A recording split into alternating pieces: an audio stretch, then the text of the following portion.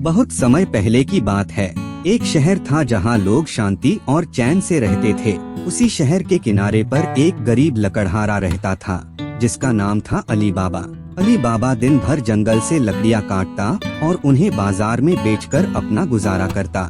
उसका दिल बहुत साफ था, वह ईमानदार था और हमेशा दूसरों की मदद करता।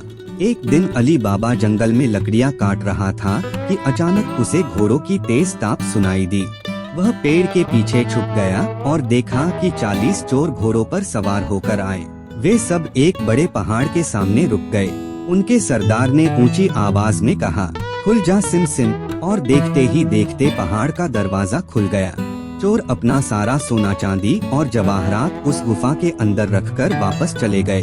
अली बाबा की आंखें फटी की फटी रह गईं। जब चोर चले गए तो अली बाबा ने भी हिम्मत जुटाई और बोला, खुल जा सिम सिम। दरवाजा खुल गया और अंदर जो उसने देखा वह किसी सपने से कम नहीं था। ढेरों सोने चांदी के सिक्के, चमकते हीरे मोती और खजाने के पहाड़। लेकिन अली बाबा ने सिर्फ उतना ही सोना उठाया जितना उसकी जरूरत थी। उसने मन ही मन कहा, यह दौलत मैं कभी लालच में नहीं लूंगा, सिर्फ जरूरत के लिए इस्तेमाल करूंगा। घर पहुंचकर अली बाबा ने अपनी पत्नी मरियम को यह राज बताया और सोना दिखाया। मरियम समझदार और होशियार थी।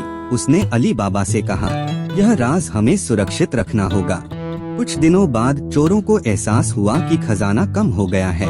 उनका सरदार गुस्से से गरज उठा, किसी ने हमारा राज देख लिया है, हम उसे जिंदा नहीं छोड़ेंगे। चोरों ने पूरे शहर में तलाश शुरू कर दी।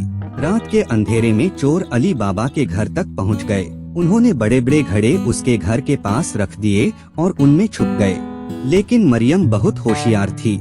उसने घड़ों पर निशान लगा दिए और तुरंत अली बाबा को सब बता दिया। अली बाबा ने हिम्मत दिखाई।